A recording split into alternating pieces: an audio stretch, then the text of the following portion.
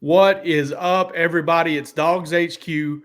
And as you can see, we got a special guest. It's Sedrick Van Pran Granger, presented by Axia Time. Sedrick is a partner with Axia Time. We are a partner with Axia Time and those amazing Georgia timepieces.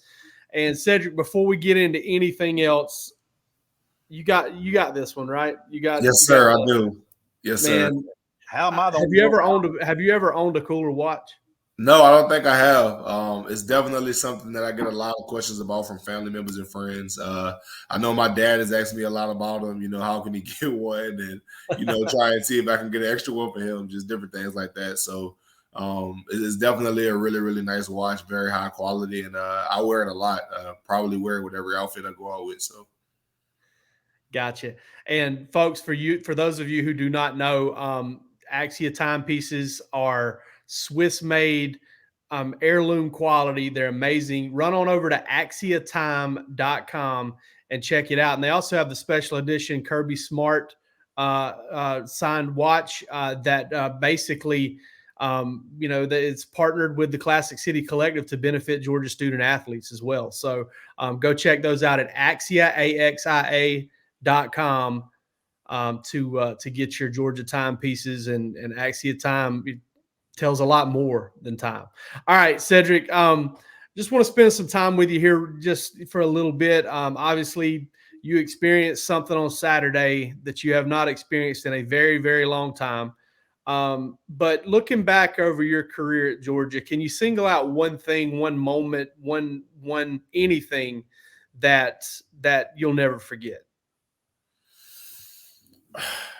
That's a great question. I think there's been a few times where there have been moments where I just kind of I guess understood what football was really about at the University of Georgia. And I kind of go back to last year after the Peach Bowl, dabbing up Jalen Carter and kind of talking to him after the game. And I just remember him just talking to me and telling me, man, he appreciated all of the times that I pushed him to do more, to be greater, just to have discipline and all of those things. Because, people did it for me at Georgia.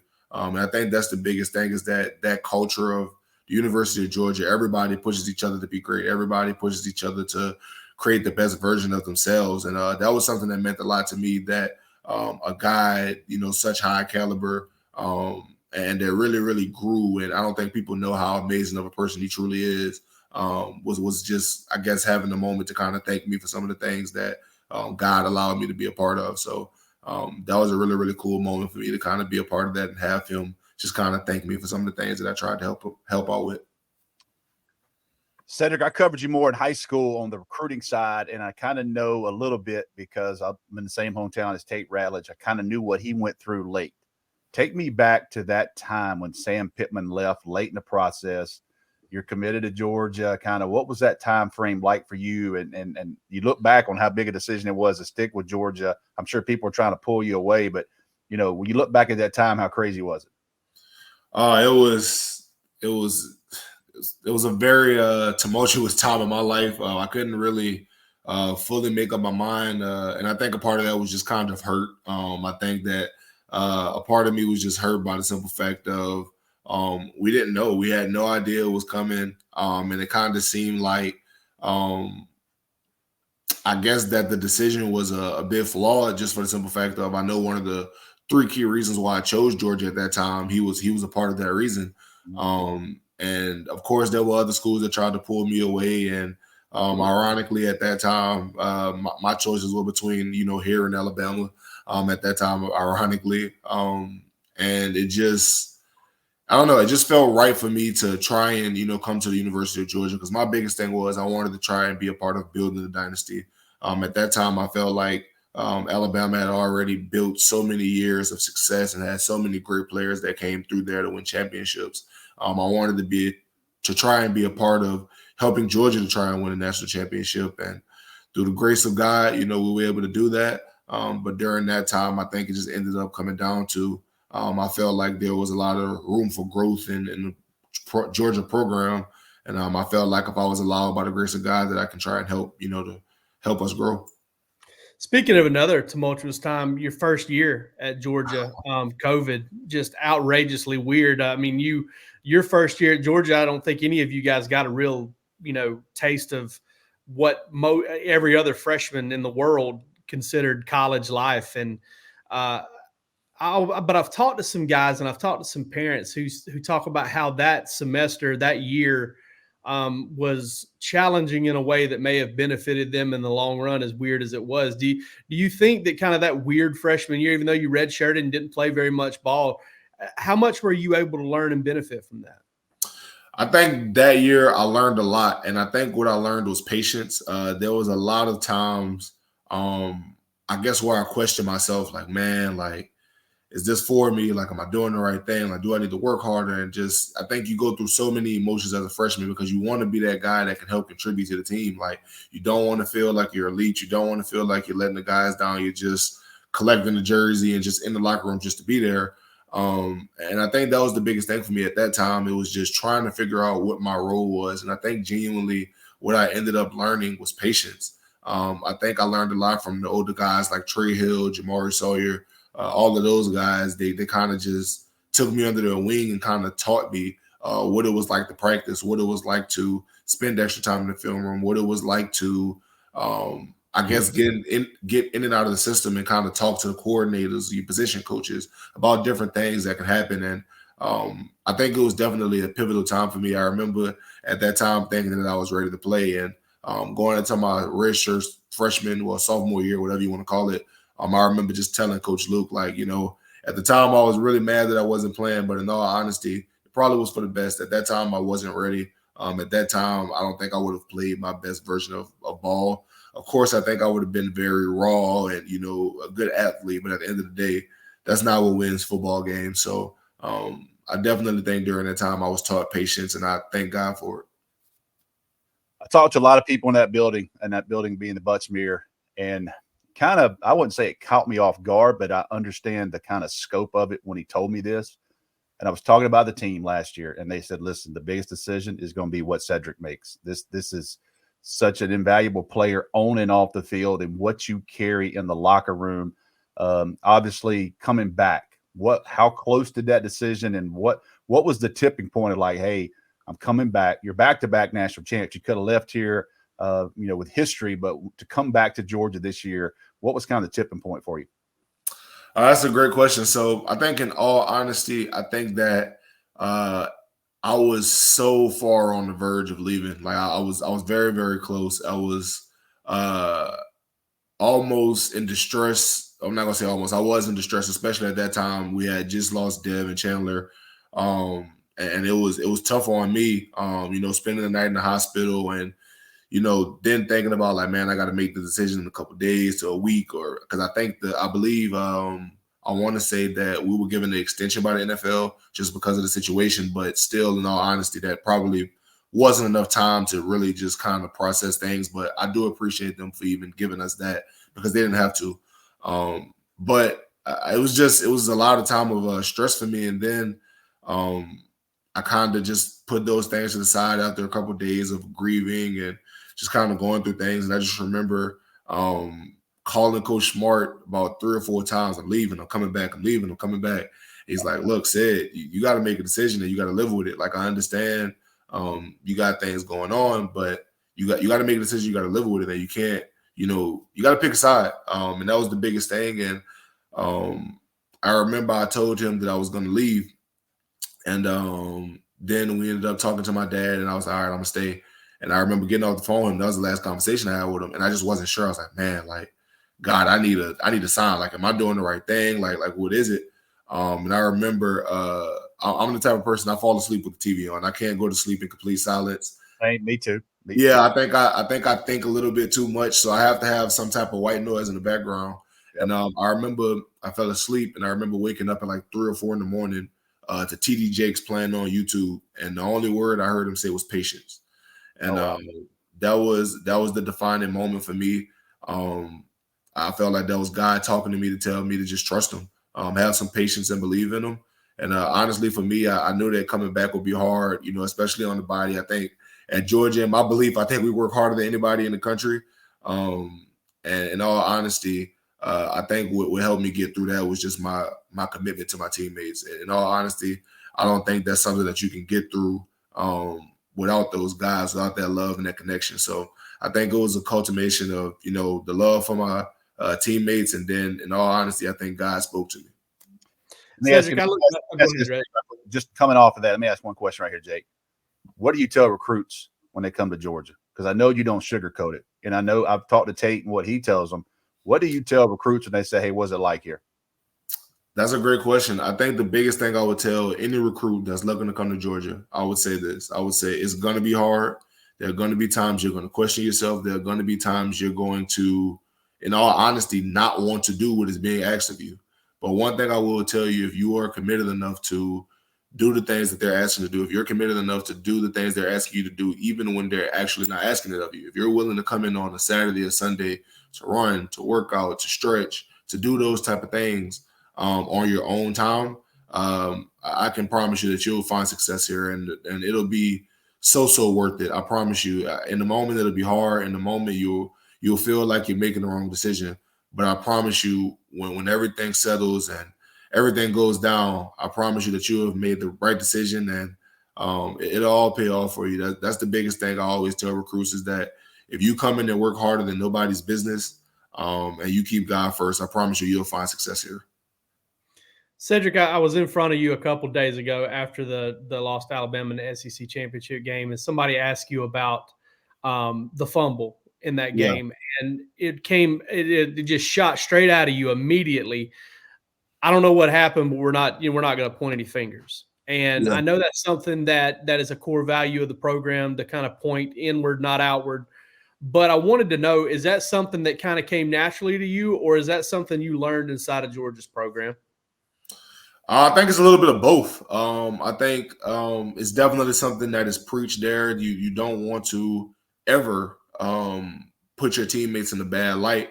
One, because that causes problems, but two, you wouldn't like it if somebody did it to you. We all make mistakes. I can't sit up here and say that I played a perfect game. Who's to say that one of my mistakes couldn't have caused a turnover, could have caused a fumble? You never know. Anybody can be on the end of that. And it even happened to me in Tennessee game. I had a botched snap at the end of the game. So who's to say if that game wasn't close, that couldn't have cost us the game. So it's a situation where you never know. Everybody has mistakes. Everybody messes up. And I think the biggest thing is to understand that you have to give people grace. You have to be able to say, like, although you were on the bad end of this, you were on the receiving end, it's not necessarily your fault. Something bad was bound to happen. It just so happened that this time it ended up costing us, and it is what it is. We've all made mistakes. We've all had things that have went wrong.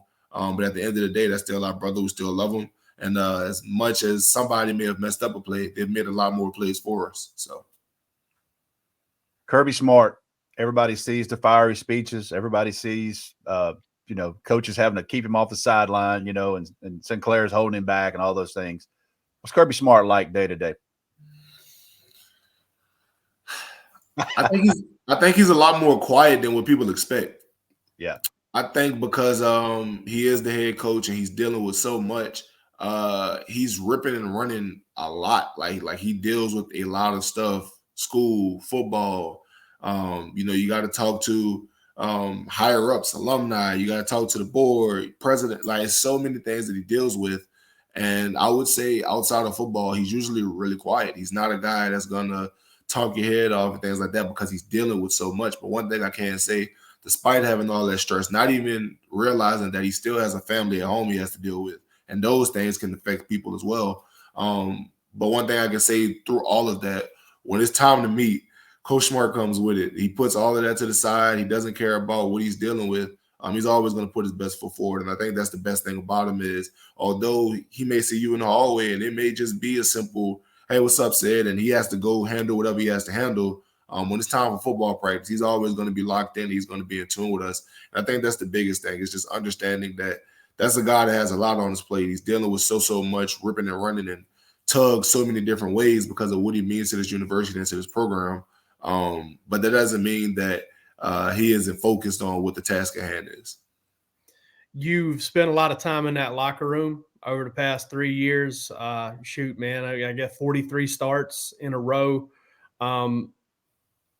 in turn, you're a big voice in that locker room, but on the entertainment side, on the character side, who's the character in that Georgia locker room? Oh, there's a few guys. I know a lot of the guys on the offensive line are pretty goofy. Amari's is a really goofy guy. You know, Aluba, Ernest. I even think of like Christian Miller. Those guys. Trying to think. Jamal Jarrett. Jai's pretty funny. I don't know. There's a lot of guys, in all honesty, that are really funny. But maybe the funniest guy, or at least I would say, is up there. I would probably say either Luba, Ernest, or Jordan Hall. Those guys are pretty funny. Does all the hard work y'all put in factor into that, you think? I mean, does all the hard work kind of make the personalities come out a little bit more whenever it's not time to focus in and be on football and you get a chance to turn your brain off? Do you think that kind of brings it out in you maybe a little bit more? 100%. Because if you don't, you won't ever get through it. But then we do so much stuff around there, and we work so hard. You kind of have to force yourself to take a break and kind of lock out and, you know, crack a joke. There's a lot of times I would say that guys are, I guess, playful and just kind of just enjoying the moment until the very minute you have to lock in. So I think that's a big part of it, is just understanding that a lot is required of you and a lot is expected of you, and that's okay. But to get through that and to make things work so that you don't get exhausted, so that you don't get tired, you have to find time to just be able to enjoy the guys around you and maybe tell a joke here or there, or even when we're playing a night game, I know we go see movies and stuff like that. Just those little things to kind of help you enjoy the people that you're around so you don't get burnt out. What you played with Stetson Bennett, obviously it's well documented what he did on the field and winning those back-to-back national championships. Give me a second on Carson Beck from, let's just say August. You guys enter camp and you know it's about to be war for a month, and then play a couple games, and you get into this SEC championship Saturday night and the entire country's watching. Tell me where Carson Beck has grown and tell me his strengths, because nobody is connected to the quarterback as much as a center. That's a great question. That's a great picture, by the way. I've never seen that. Sorry about that. But I would say I think Carson has grown the most in his vocal leadership. I think he's always been a guy that led by example. He's always been a guy that comes in and out, watches film, works hard, runs through the line. You know, the whole cliche of working hard. But I think that the biggest way that he stepped up is that I think naturally he's more of a quiet guy. He doesn't want to be the guy that talks a lot. Basically, he doesn't want to be me. He doesn't want to be the guy that is, you know, talking and always saying something. And I think that's one of the biggest things, is that when he does say something, it means so much, because he picks and chooses the right times to say different things. And because he works so hard, guys respect it when that guy that doesn't necessarily talk every day says something. Hey guys, we got to figure out a way to get this done. It holds so much weight, because like, man, like, this is our unspoken leader. This is our guy that leads by example. He's leading in a different way now.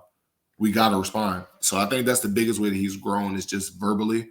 And I would say that his strengths have to be, one, his brain. I think that he's a tremendous talent when it comes to his ability to think and have IQ on the football field. But I will also say, I think that a lot of people don't realize that his intangibles on the field are one of his strengths as well. I would say the fact that he's 6'4", maybe whatever, how much he weighs, those type of things help him. And I know a lot of people may think that he can't move, but there's been a lot of times where we may have missed the block and he's getting us out of trouble, scrambling for a first down, moving out the way, making the throw.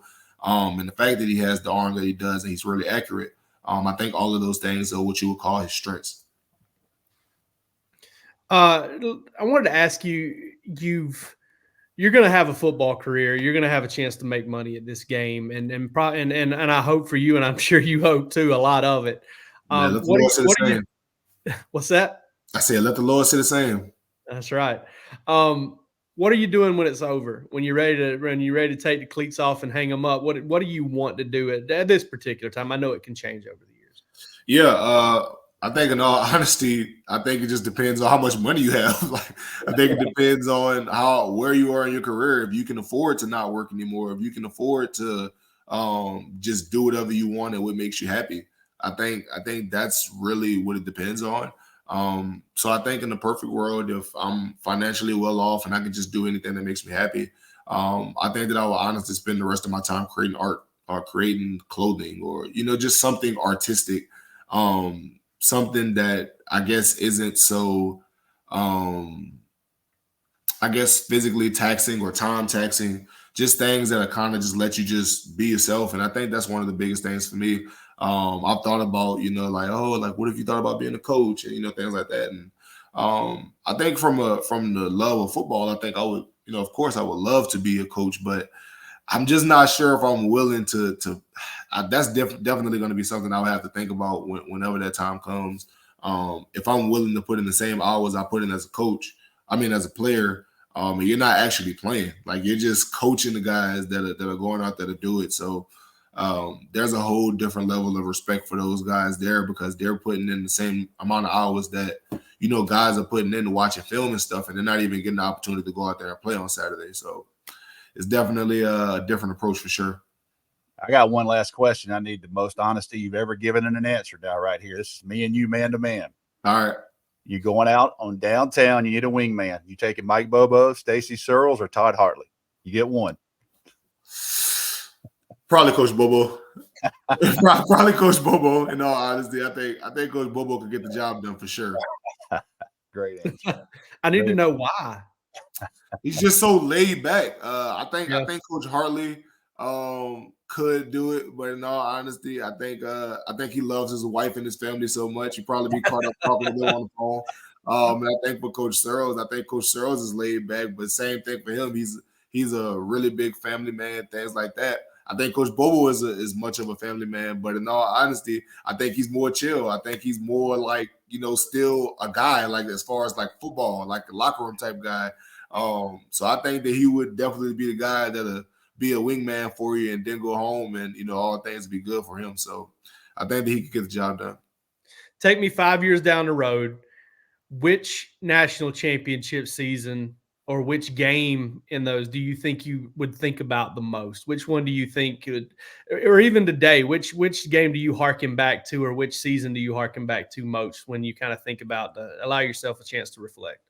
In all honesty, I would probably remember more of our losses than any win. I think wins start to get blurred, and it's so crazy because I remember when we won the first national championship, I remember having like this empty feeling, like it's just kind of like back to work. Like I know like people think like winning the championship is like a at least for me, it was like a this great accomplishment and you're so supposed to be so happy. But in all honesty, that lasted maybe 6 hours. And it was like, okay, like we have to figure out a way and trying to win the next one. Like it was like immediately like trying to get back to work. So in all honesty, I don't really remember too many of the wins. At least the details that went into them. I kind of remember just winning. But I remember a lot more of the losses for sure. But just to answer your question for that sake, I would say probably the Peach Bowl last year. That's probably the most memorable win, just for the simple fact of I think the odds were really stacked against us. And I remember just kind of having self-talk to myself the entire game and just kind of watching it, how it played out. It was truly amazing to be a part of that. Absolutely. Sedrick, we really appreciate it. And we appreciate AxiaTime.com. Use promo code DAWGS to get 10% off of your order at Axia Time. And Sedrick, good luck to you, whatever's next, whatever you decide to do. And we appreciate your time, buddy. I appreciate you all. Thank you.